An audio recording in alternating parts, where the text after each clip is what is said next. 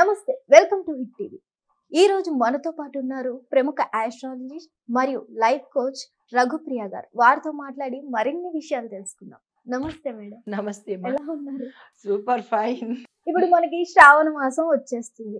చాలా మంది శ్రావణ మాసం అంటే ముందు నుంచి చాలా ప్లానింగ్స్ చేసుకుంటూ కూర్చుంటారు. అది శుక్రవారం మాత్రమే చేయాలా లేదంటే మాసం మొత్తం ఉంటుందా ఏంటి అనేది మాకు తెలియజేయాలి మీరు. తప్పకుండా. అంటే శ్రావణ మాసం అనగానే అందరికీ ఒక రకమైన టెన్షన్ వచ్చేస్తుంది, భక్తిభావం వచ్చేస్తుంది. ఏం చేయాలి, ఎలా చేయాలి, ఏం చేస్తే తప్పు, ఏం చేయకూడదో తప్పు అనుకుంటూనే తప్పులోనూ పప్పులోనూ కాలేస్తూ ఉంటారు.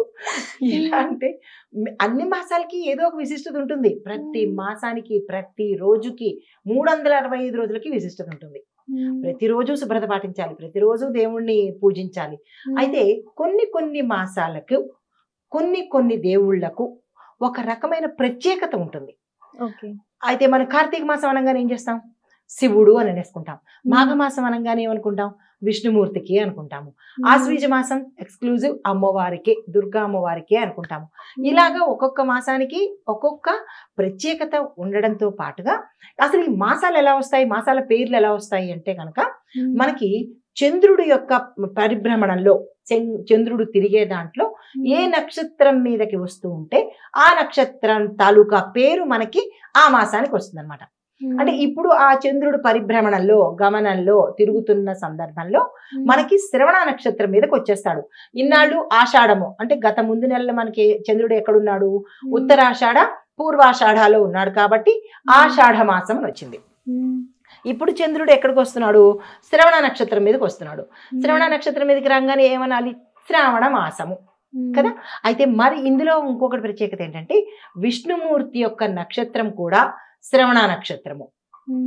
ఈ శ్రవణ నక్షత్రము ఇది ఒక ప్రత్యేకత. అయితే కృష్ణావతారము హయగ్రీవ అవతారం కూడా ఈ సమయంలోనే తీసుకోబడింది.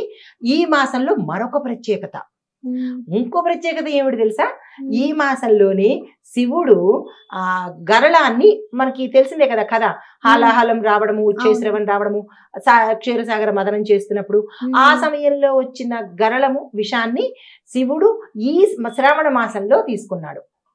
అందుకు శ్రావణ మాసంలో ఇంత విశిష్టత వచ్చింది. అయితే ఇందులో చేయవలసిన తర్వాత చెప్తాను. ఇంకొకటి ఏంటంటే అమ్మవారు అంటే లక్ష్మీ అమ్మవారు, పార్వతీ అమ్మవారు, విష్ణుమూర్తి, శివుడు, ఈ నలుగురు దేవతలు కూడా ఈ మాసంలో మనం పూజ చేయాల్సిందే. అందరికీ ఒక్కొక్కటి స్పెషల్ అయితే అందరూ కలిసిన మాసం ఈ శ్రావణ మాసం అనమాట. అందుకని ఈ శ్రావణ మాసానికి అంత ప్రత్యేకత వచ్చింది. అయితే మరి ఈ శ్రావణ మాసంలో మనము ఏం చెయ్యకూడదు, ఏం చెయ్యకూడదు, ఏం తినచ్చు, ఏం తినకూడదు. అయితే ప్రతి మాసంలోనూ కొన్ని తినవలసినవి తినకూడనివి ఉంటాయి. అయితే మరి శ్రావణ మాసంలో ప్రత్యేకంగా ఏం చేసుకోవాలి అంటే కనుక ఈ మాసంలో నోములు, వ్రతాలు, దానాలు, తర్వాత పూజలు, తర్వాత ఇవి చేసుకుంటాము. పితృకార్యాలు మాత్రము ఈ మాసంలో మనం చేయకూడదు. ఇది ఎక్స్క్లూజివ్ మనకి భగవంతుడి కోసం మాత్రమే, భగవంతుడిని పూజించడానికి, భగవంతుడి నోములు నోచుకోవడానికి, లేదా ఉపవాసాలకి, ఇలాంటి వాటికి మాత్రమే ప్రత్యేకంగా శ్రావణ మాసం. దానికి పితృకార్యాలకు సంబంధించింది సెపరేట్ గా ఉంటుంది. మనకి మొన్న ఆషాఢ మాసంలో అమావాస్య వెళ్ళిపోయింది కదా, ఆషాఢంలో వచ్చే అమావాస్య ఎక్స్క్లూజివ్ పితృదేవతల కోసము. ఆ రోజు తర్పణాలు ఇవ్వడానికి కానీ, ఆ రోజు ఏదైనా పూజలు చేసుకోవడానికి కానీ, ఇలాంటి వాటికి ఆషాఢ అమావాస్య ప్రత్యేకమైన రోజు, చాలా విశిష్టమైన రోజు. ఆ రోజు మళ్ళా మనకు అంతటి విశిష్టత ఎప్పుడు వస్తుంది, మహాలయ పక్షాల్లో వస్తుంది. ఇంకా మళ్ళీ ఎక్కడా కనిపించదు పితృదేవతల కోసం అన్నట్టు. అయితే ఈ శ్రావణ మాసంలో ఇన్ని ప్రత్యేకతలు ఉన్నాయి కాబట్టి మన శ్రావణ మాసాన్ని అంత ఎక్కువగా తీసుకోవాలి, దానికి అంత ప్రాముఖ్యత కూడా ఇవ్వాలి కూడా. అయితే ఈ శ్రావణ మాసం అనగానే మనకి గుర్తు వచ్చేది, శ్రావణ మాసం ఈజ్ ఈక్వల్ టు నగలు, పట్టు చీరలు, షాపింగ్లు, ఇవి గుర్తుకొస్తాయి. దానికి షాపింగ్ ఇంకా కానీ శ్రావణ మాసంలో మరీ ఎక్కువ అధికంగా ఉంటుంది. ఎందుకో చిన్న ఫన్నీగా చెప్పనా, ముందు రోజు మనకి ఆషాఢ సేల్స్ ఉంటాయి, ఆడి సేల్స్, కేజీలు ఇన్ని చీరలు ఇన్ని కేజీలు అంటూ బంపర్ ఆఫర్ల మీద ఆఫర్లు ఇచ్చేస్తూ ఉంటారు. మనం ఆ డిస్కౌంట్ తెలిసినా వెళ్ళిపోతుంటాం. అవి ఎందుకు అంత తక్కువకి ఇస్తారు అని తెలిసినా కానీ వెళ్ళిపోతుంటాం. అంటే మన మైండ్ అట్లా తీసుకెళ్ళిపోతుంటుంది. ఆ తప్పు మంది కాదు, మైండ్ది. అయితే అక్కడ కొన్న చీరలన్నిటిని మనం ఇక్కడ ఉపయోగిస్తాం అన్నమాట. అయితే మరి శ్రావణ మాసంలో ఏంటంటే చేసుకోవచ్చు, పెళ్లిళ్ళు చేసుకోవచ్చా అన్న సందేహం కూడా నీకు రావాలి. అడిగి ఈ రోజుల్లో చాలా మంది భయపడుతున్నారు పెళ్లి అంటే. అసలు పెళ్లినో అంటున్నారు చాలా మంది. నిజమే సుమా, పెళ్లి అంటేనే భయపడుతున్నారు. నిజంగా అలాగే తయారయ్యారు కూడా. చేసుకోవడం చంపేయడం, పోనీ చేసుకుని వదిలేస్తే ఒక పడా పోయే, కానీ చంపడాలు మరీ వికృతంగా తయారవుతున్నారమ్మా చాందిని. ఎందుకంటే ఆ పెళ్లి అనే పదానికి కూడా చాలా భయంకరం అయిపోతుంది. ఒకటో పెళ్లి, రెండో పెళ్లి, మూడో పెళ్లి, 10వ పెళ్లి, మనుషులు ఉండాలి, మెడ ఉండాలి, కానీ ఎన్ని పెళ్లిళ్ళైనా చేసేసుకుంటున్నారు, తాళ్ళు కట్టేసుకుంటున్నారు. పోనీ అలా చేసుకుని నిలబడుతున్నారంటే నిలబట్టలేదు, చంపేసుకుంటున్నారు కూడా. మరి ఎందుకు అంత సైకోలుగా తయారవుతున్నారు అంటే దీని అందరికీ కారణం ఏంటంటే మనం సరిగా పూజలు చేయకపోవడము, మన సాంప్రదాయాన్ని మనం పాటించలేకపోతున్నాం రా. వివాహ వ్యవస్థ చాలా నాశనం అయిపోతుంది. సరే, ఈ సబ్జెక్ట్ నుంచి ఆ సబ్జెక్ట్ లోకి వెళ్ళిపోయామంటే శ్రావణ మాసం వాళ్ళు కూడా మధ్యలోనే ఆగిపోతారు వినవలసింది. అయితే ఏంటంటే ఈ శ్రావణ మాసం బి సీరియస్ అన్న. ఈ శ్రావణ మాసంలో ఏంటంటే మనము ఈ సోమవారం దగ్గర నుంచి మళ్ళా ఆదివారం వరకు ప్రతి ఒక్క దేవతని పూజించుకోవాలి. అయితే ఇందులో ఈ శ్రావణ మాసంలో మనకి కొత్తగా పెళ్ళైన నవవధువులు ఉంటారుగా, వాళ్ళు ఏం చేస్తారంటే పుట్టింట్లో నోము నోచుకుని అత్తింట్లో దాన్ని కంటిన్యూ చేస్తుంటారు అనమాట.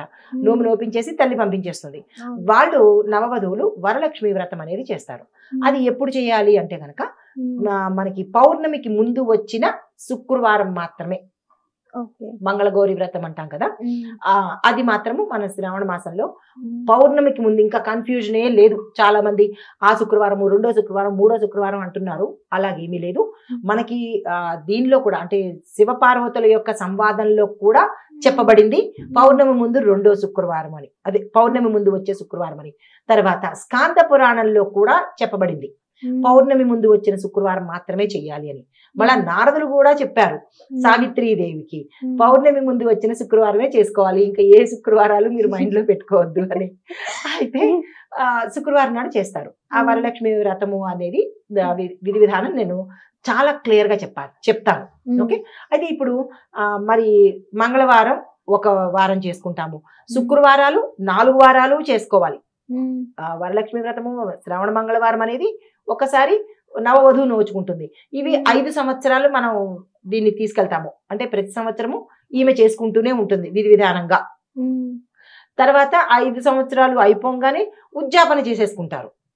కొంతమంది ఉద్యాపన లేట్ అయ్యేటట్టుగా ఉంటుంది, కొంతమందికి తొందరగా చేసుకోలేకపోవడము, తొందరగా చేసుకునేందుకు సమయం అనుకూలించకపోవడము, ఇలాంటివి కూడా జరుగుతుంటాయి. కానీ ఎప్పుడైనా ఉద్యాపన అనేది మాత్రం చేసేయాలి వాళ్ళ లైఫ్ టైంలో.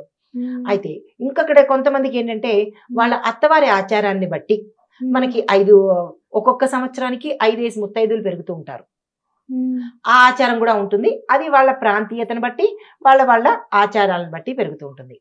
అయితే ఇప్పుడు మనము ఇందాక నువ్వు అన్నట్టుగా ఈ శ్రావణ మాసం మొత్తం అన్నిటి రోజులకి ప్రత్యేకత ఉందా అంటే ఇప్పుడు కంటెంట్లోకి వచ్చేస్తున్నాను. శ్రావణ మాసంలో సోమవారానికి శివుణ్ణి ఎక్స్క్లూజివ్ పూజ చేయాలి.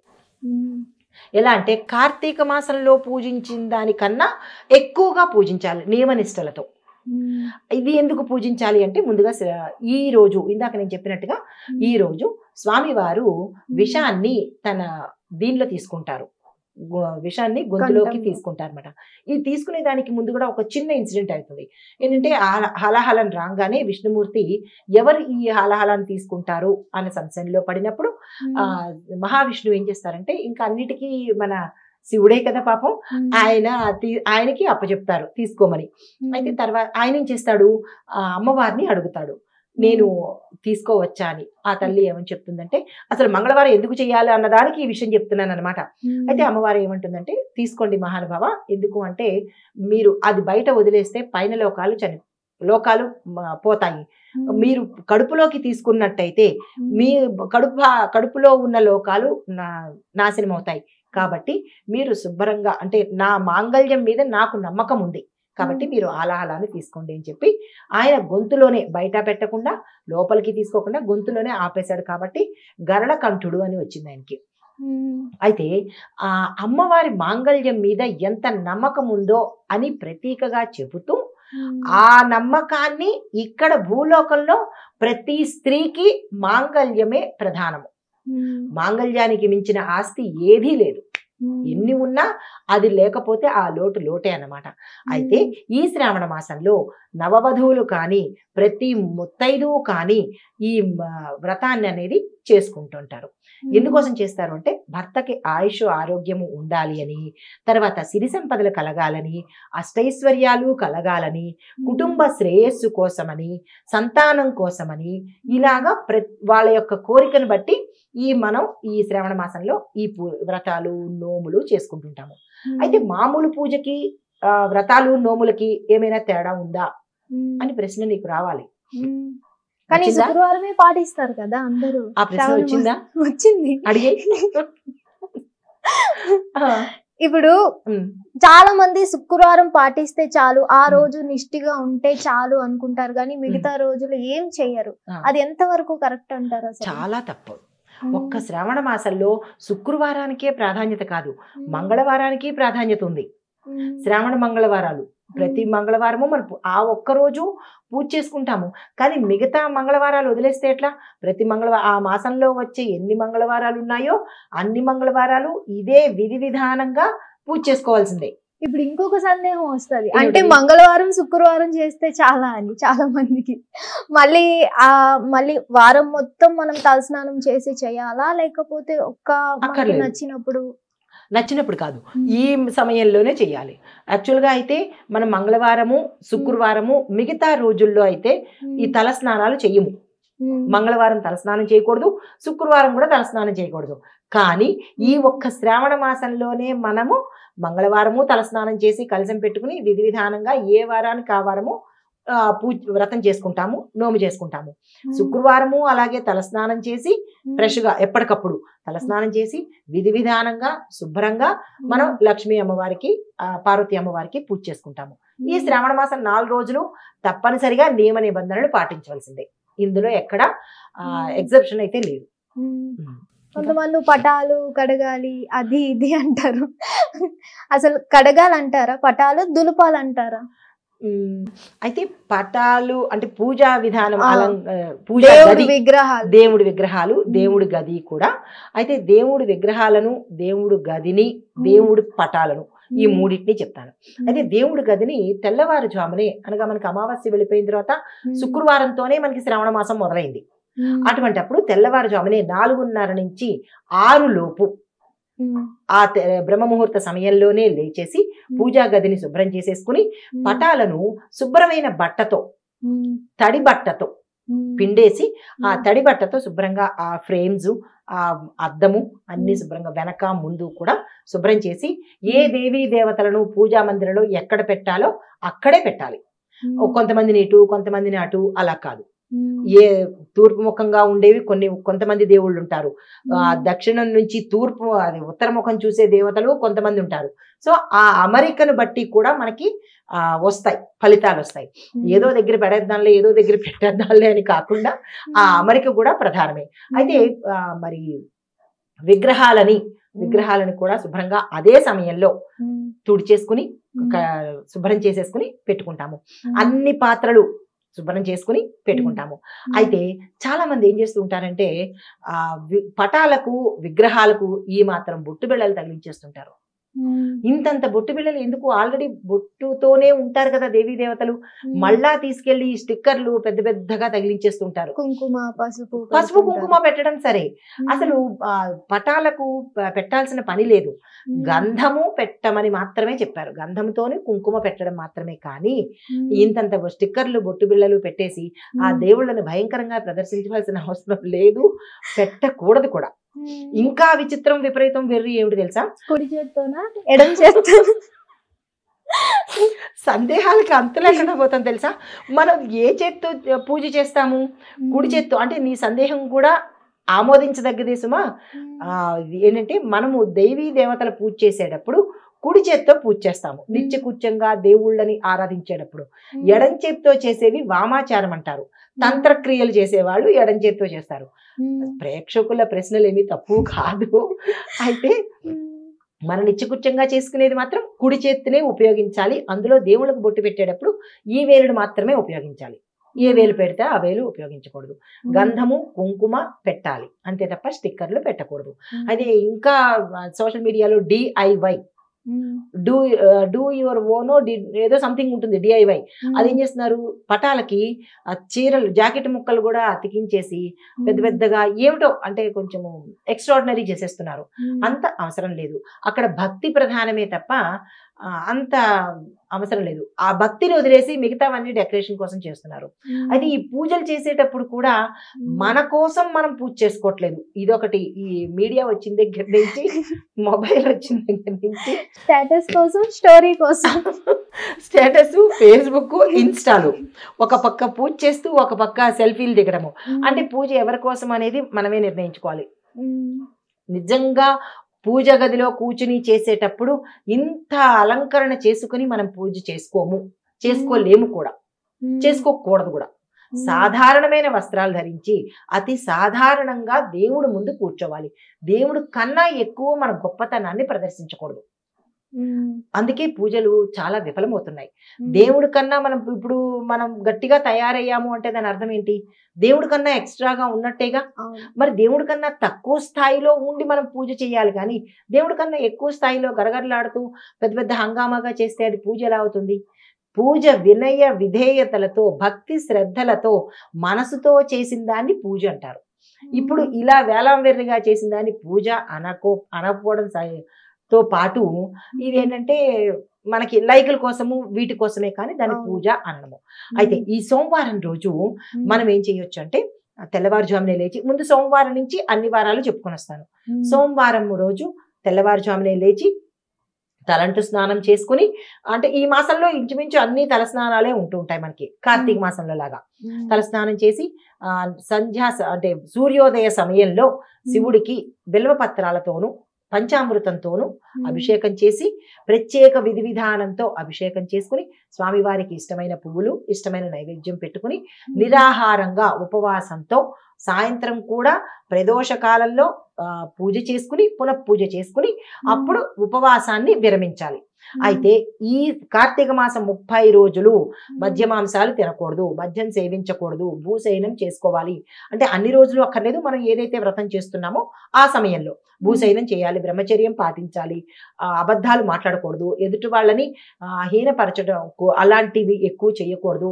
దీంతో పాటు ఇంకోటి ఏంటంటే జీవహింస చెయ్యకూడదు. మంచి బతకగలడా మేడం ఇవన్నీ చేయకుండా ఉండాలి? ఎందుకు బతకలేమమ్మా? పూర్వకాలంలో వాళ్ళు ఉండలేదా? ఇప్పుడు మనకి ఎందుకు అంత కష్టంగా అనిపిస్తోందా? అబద్ధాలు ఆడకుండా ఉండడము, తర్వాత నియమనిష్టలతో ఉండడము, శుచిగా శుభ్రంగా ఉండడము, ఎదుటి వాళ్ళని తిట్టకుండా ఉండడం. ఎదుటి వాళ్ళని ఎందుకు తిట్టాలరా, ఎందుకు అపహాస్యం చేయాలరా, మనకు అవసరం ఉందా? గాసిప్స్ మాట్లాడము, ఇవన్నీ ఈ మధ్యలో వచ్చిన వేలాంవేరులే తప్ప ముందు అసలు ఇలా లేదు. ఎంతో అఫెక్షనేట్ గా ఉంటుండేవారు. ఎంత పెద్ద ప్రశ్న వేసావు. మనిషికి అవి రొటీన్, ఫుడ్ లేకపోయినా ఉంటారు కానీ చాడీలు చెప్పుకోకుండా, కొట్టుకోకుండా, తిట్టుకోకుండా ఉండలేకపోతున్నారు ఇప్పుడు. కనీసం ఈ మాసంలోనైనా అలాంటివి పక్కన పెడితే ఎంతో చిన్న పుణ్యమైనా మనకు వస్తుంది కదా. ఎప్పుడు 365 రోజులు పాపాలే కన్నా ఈ 30 రోజులు పుణ్యం చేస్తే మంచి ఫలితాలు వస్తాయి కదా. మీరు ఇంత చూపిస్తే అసలు చెయ్యరు. అవునన్నా, 30 రోజులు ఇప్పుడు 365లో 30 రోజులు తీసేస్తే 335 రోజులు పాపాలే కదా చేస్తున్నాము. అందులో ఈ 30 రోజులు ఇంత చిన్న పుణ్యం చేసుకుంటే అది ఎంత ఫలితాన్ని ఇస్తుంది? ఫలితం కావాలి అని అనుకుంటే కనుక ఇవన్నీ కట్టడి చేయాల్సిందే. జీవహింస చెయ్యకూడదు, ఇవన్నీ అధర్మం చెయ్యకూడదురా. అధర్మం అంటే ధర్మానికి తప్పుగా వెళ్ళే పనులు ఈ సమయంలో చేయకూడదు. మనకు ఫలితం కావాలంటే చేయకూడదు కదా, చేయకుండా ఉండాలి, అప్పుడే మనిషిగా ఉండగలుగుతాము. అయితే ఈ సోమవారం రోజు ఈ నియమనిష్టలు పాటించుకుని శివుడికి అభిషేకం చేసుకుని ఆ సోమవారాన్ని మనం శ్రావణ సోమవారం కింద విశేషంగా పూజించాలి శివుణ్ణి బిల్వపత్రాలతో. తర్వాత తెల్ల జిల్లేడు పువ్వులతో, ఆయనకి ఇష్టమైన పువ్వులతో మృత్యుంజయ మహామంత్రం చదువుకుంటూ, ఓం నమ శివాయ చదువుకుంటూ. అయితే మరి ఇంకొక క్వశ్చన్ కూడా మీకు రావాలి, మేము జాబులు చేస్తూ ఉంటాం కదా, మాకు ఇవన్నీ సాధ్యం పడదు కదా అని.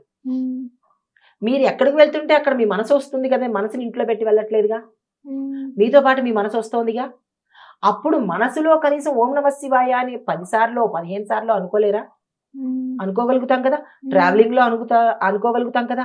మేము అది కూడా అనుకోలేమండి, ఫోన్ చూడడానికి మాకు టైం ఉండట్లేదు కదా. కొంతమంది అనుకుంటారు కానీ కూర్చున్న చోటే కూర్చొని చెప్పులతోనే ఉండి అనుకుంటూ ఉంటారు కదా, అలా చెయ్యొచ్చు అంటారు? అంటే యాక్చువల్ గా పర్పస్ఫుల్లీ చెయ్యకూడదు, కానీ మనసుతో చేసుకునేటప్పుడు, ఇప్పుడు ట్రావెలింగ్ లో ఉన్నాము, మెట్రోలో ఉన్నాము, లేదా ఏదైనా క్యాబ్ లో ఉన్నాము, చెప్పులతోనూ సూటు బూట్లతోనూ మనం వేరే డ్రెస్ తో అంటే వేరే వస్త్రాలతో ఉన్నప్పుడు మనసు శుభ్రమైందే కదా, మనసుతో అనుకోవచ్చు కదా, తప్పేముంది? అసలు కావాల్సింది భగవంతుడు చూసేది మనసే. నువ్వు ఏం వేసుకున్నావు, ఏం తయారయ్యావు అనేది దేవుడు చూడ. అసలు మనసుతో కనీసం ఒక్కసారైనా అనుకున్నా కానీ విశేషమైన ఫలితాలు ఇస్తాడు. మనం అది మానేసి మిగతావన్నీ చేస్తున్నాం కాబట్టి ఫలితాలు లేకుండా పోతున్నాయి. సో మాకు ఉద్యోగస్తులకు లేదా వ్యాపారస్తులకు మాకు ఇలా చేసుకోవడం కుదరదు. ప్రతి ఒక్కరికి ఇవాళ రేపు హడావిడి జీవితమే కదా. ఆ హడావిడి జీవితంలో కూడా కొంత సమయం కేటాయించండి. మొబైల్ మనం ఎంతసేపు చూస్తున్నాము? ఇంత హడావిడిలో కూడా మొబైల్ చూడడం మానట్లేదుగా. 2 గంటలు 3 గంటలు 4 గంటలు చూస్తున్నాము. ఒక్క 10 నిమిషాలు పక్కన పెట్టండి, సైలెంట్ లో పెట్టండి. లేదా వైఫై ఆగిపోయింది అనుకోండి, కరెంట్ పోయింది అనుకోండి, కంట్రోల్ చేసుకోండి. ఆ 10 నిమిషాలు భగవంతుడికి కేటాయించండి. మీకు ఎన్నో జన్మల పుణ్యాన్ని ఇస్తాడు. అది మానేసి మొబైల్ వల్ల వచ్చే నష్టాలే తప్ప అనర్థాలే తప్ప మంచి ఏం రాదు కదా. ఆ సమయాన్ని మాకు టైం లేదు అనే వాళ్ళకి టైం ఉన్నది, మీరు తీసుకోవట్లేదు.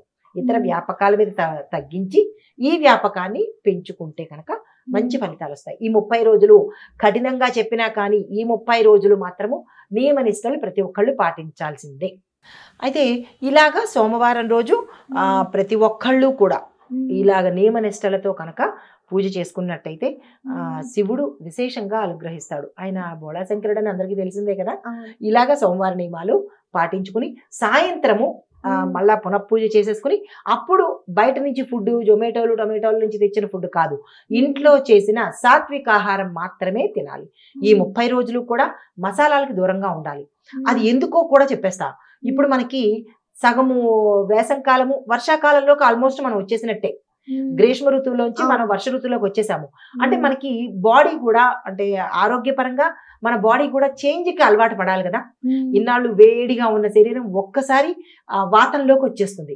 ఎప్పుడైతే వాతంలోకి వచ్చిందో మన శరీరం వాతంలోకి వచ్చేస్తుంది, కానీ మన వాతంలోకి రావట్లేదు. మన తినే ఫుడ్లు ఏమవుతున్నాయి, మసాలాలు ఇవి తినడం వల్ల అది లోపల డైజెషన్ అవ్వదు. దానివల్ల ఏమవుతుందంటే మనకి ఇండైజెషనల్ ప్రాబ్లమ్స్, చాలా రకాల హెల్త్ ఇష్యూస్ వస్తుంటాయి.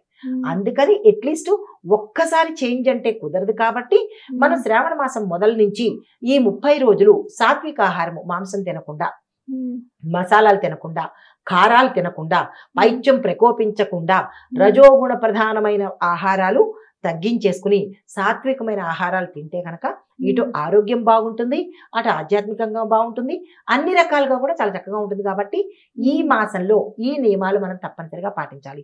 ఈ సోమవారం రోజు సాయంత్రం పూట వీళ్ళు స్వల్పంగా అంటే అతి తేలిగ్గా ఉండే ఆహారాన్ని తీసుకుని వాళ్ళ ఉపవాసాన్ని విరమించుకోవచ్చు అన్నమాట. ఒక చిన్న సందేహం మేడం, చాలా మంది సోమవారం నాడు శివుడి గుడికి వెళ్తారు, మార్నింగ్ వెళ్తారు కానీ ఈవినింగ్ వెళ్ళలేరు కొంతమంది.